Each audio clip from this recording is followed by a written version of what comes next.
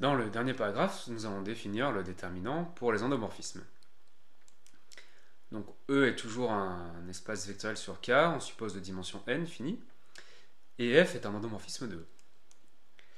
Alors on va commencer par un lemme qui dit que le déterminant d'un endomorphisme, la déterminante d'une matrice qui représente un endomorphisme, ne dépend pas du choix de la base. Donc précisément, si on prend B et B' deux bases de E, qu'on considère la matrice de F dans la base B et la matrice de F dans la base B', ces deux matrices ont le même déterminant. Démonstration. Donc on sait que si on appelle P la matrice de passage de B vers B', la matrice de F dans la base B, c'est P fois la matrice de F dans la base B' fois P-1. Et d'après corollaire 46, ces deux matrices ont le même déterminant. Donc on en déduit que ce nombre, déterminant de la matrice de F dans la base B, ne dépend pas du choix de la base B. Et donc ce nombre, on appelle ça déterminant de F, notre endomorphisme. On le note det de F. Donc là, c'est un petit peu subtil. Pour une famille de vecteurs, le déterminant dépend du choix de la base. Pour un endomorphisme, le déterminant ne dépend pas du choix de la base, donc on n'a pas besoin de préciser dans quelle base on le calcule. Alors géométriquement, on peut montrer, mais donc on ne va pas le faire en PSCSI, que la valeur absolue de ce déterminant, ça représente le coefficient par lequel l'application F multiplie les volumes. Donc ça donne une interprétation géométrique. Alors voyons voir des exemples. Donc le déterminant de l'application identité, on va voir que c'est 1. Donc on a vu que si on prend n'importe quelle base de E, la matrice de l'identité dans cette base c'est IN. Donc le déterminant de l'identité c'est le déterminant de la matrice IN, ça fait 1.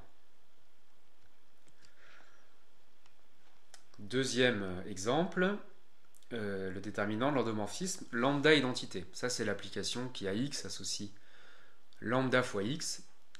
C'est une transformation qu'on appelle une homothétie. On multiplie les vecteurs x par une constante lambda.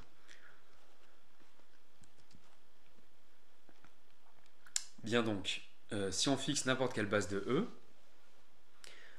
la matrice de l'endomorphisme lambda identité dans la base B.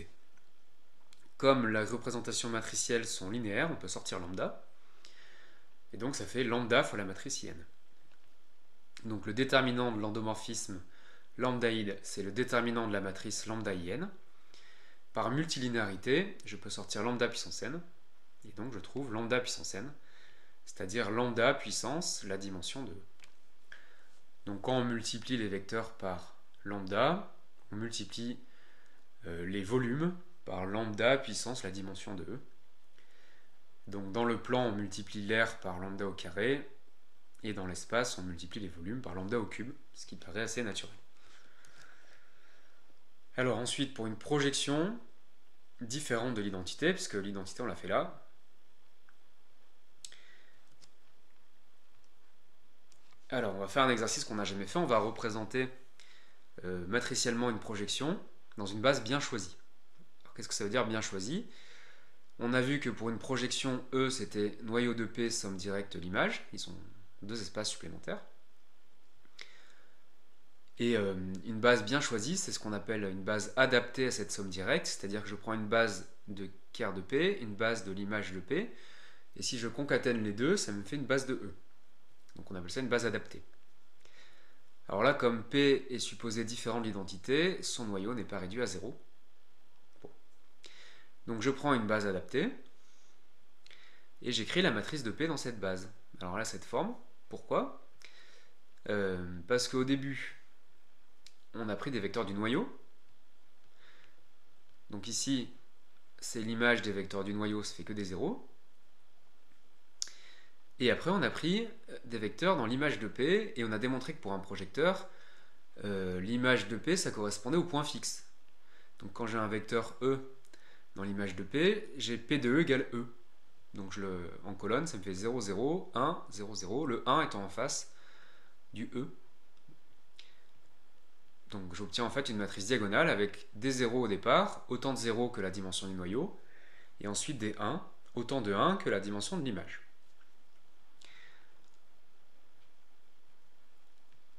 Et donc, comme elle est diagonale, elle est triangulaire, donc son déterminant c'est le produit des coefficients de la diagonale.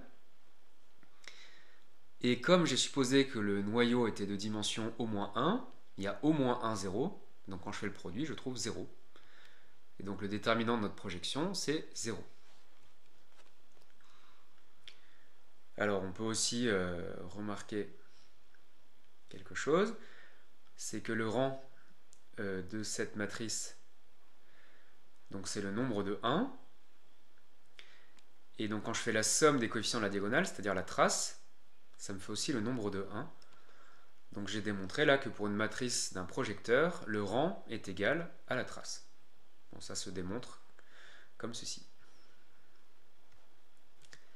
Alors, un dernier exemple pour une symétrie. Donc, pour une symétrie, c'est pareil. J'ai encore une somme directe. Le premier espace, c'est le noyau de S-id, les points fixes. Le deuxième espace, c'est le noyau de S plus id, c'est les anti-points fixes. Donc pareil, on prend une base adaptée à cette somme directe, c'est-à-dire on prend une base de F concaténée avec une base de G. Et bien comme c'est les points fixes et les anti-points fixes, j'ai au départ que des 1 sur la diagonale, et après que des moins 1. Donc comme c'est une matrice diagonale, elle est triangulaire, donc son déterminant c'est le produit, ça fait moins 1 puissance, le nombre de fois où j'ai moins 1 sur la diagonale, c'est la dimension de quart de S plus id. Donc le déterminant d'une symétrie, c'est moins 1 puissance la dimension du noyau de S plus identité. Alors les propriétés du déterminant pour les endomorphismes, donc le déterminant de G rond F, ça fait déterminant de G fois déterminant de F. Ça fait aussi déterminant de F fois déterminant de G, parce que la multiplication des nombres commute. Et donc ça fait déterminant de F rond G. Deuxième propriété, F est un automorphisme si et seulement si le déterminant est non nul. Et dans ce cas-là, le déterminant de la bijection réciproque, c'est 1 sur le déterminant de F. Donc voyons voir la preuve. Donc on se donne deux endomorphismes et on fixe une base. Donc première chose, on a vu que la matrice qui représente G rond F, c'est la matrice de G fois la matrice de F. Ici, on représente tout le monde dans la base B. On passe au déterminant. On a vu que le déterminant d'un produit, c'est le produit des déterminants. Et donc, det de G rond F, c'est det de G fois det de F, det de F rond G. Ensuite, on a vu aussi que F est un automorphisme si et seulement si la matrice qui le représente dans la base B est inversible. Donc si et seulement si le déterminant de cette matrice est non nul. Donc si et seulement si le déterminant de F est non nul. Ensuite, on a vu que la matrice de la bijection réciproque, c'est l'inverse de la matrice de F dans la base B. Donc si on passe au déterminant, le déterminant de cette matrice, c'est le déterminant de cette inverse. Et on a vu que le déterminant de l'inverse, c'est l'inverse du déterminant. Et donc on trouve que det de F moins 1, c'est 1 sur det de F.